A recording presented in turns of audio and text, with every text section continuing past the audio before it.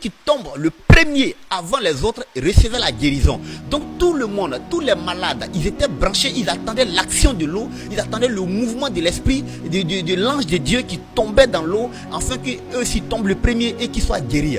Beaucoup, pendant ces 38 années, on peut dire qu'il y a eu vraiment des personnes qui ont été guéries. Mais cet homme qui était là aussi pendant ces 38 années, qui attendait le mouvement de l'eau afin de rentrer et être guéri, à chaque fois que l'eau était mouvementée et que lui il voulait rentrer, il y a quelqu'un qui rentrait avant lui. Mais quel était son problème? Certainement il n'avait personne aussi qui le poussait à pouvoir aussi vite entrer avant les autres. Certainement aussi ceux qui rentraient avant les autres, il y avait des gens aussi qui le poussaient, parce qu'un malade ne peut pas se lever comme ça rapidement pour tomber dans l'eau. Certainement il y avait aussi des personnes qui le poussaient. Bien aimé, certainement aussi tu n'as personne pour te pousser dans le concours que tu passes, tu n'as personne pour te pousser, oui, dans la solution de ton problème, tu n'as personne pour t'aider, tu n'as pas une main secours qui va venir t'aider aussi à pouvoir rentrer dans l'eau comme ce malade. Et certainement tu es abattu, certainement tu es découragé, certainement tu n'as plus de force, tu n'as plus de soutien, tu n'as plus de solution et tu dis c'est fini pour moi. Mais bien aimé, laisse-moi te dire, ce malade qui était là depuis 38 années, voilà qu'un jour Jésus va passer par là. Waouh, quel miracle! Jésus va passer sur ce lieu-là, Jésus va passer à la piscine de Bethesda.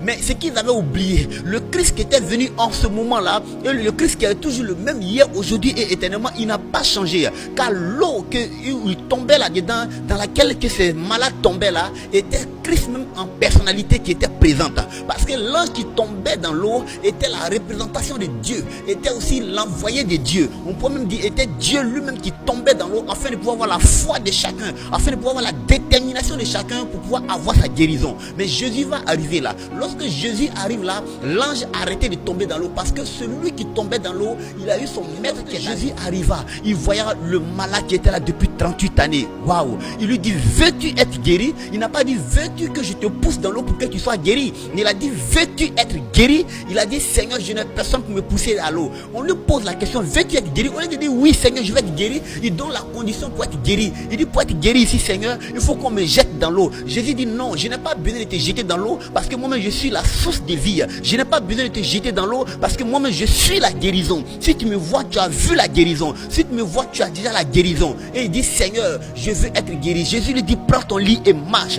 Cet homme-là se lève à la foi, et il prend son lit et se met à marcher. Tous ceux qui étaient aux alentours sont étonnés. Qui est cet homme qui peut dire à quelqu'un, lève-toi et marche? Je veux dire à quelqu'un, tu as essayé partout, chez les marabouts, les féticheurs, chez tous les combien, tu n'as pas eu de solution. Mais ce matin, le Seigneur te dit, lève-toi, prends ton lit et marche. Le Seigneur te dit, lève-toi, prends ton lit d'incrédulité, prends ton lit de malade, prends ton lit de problème, prends ton lit de difficulté, prends ton lit de tout ce qu'on t'avait donné comme nom qui était mauvais. Prends ce lit-là et marche, parce que lui, Christ, il est la solution à tout problème.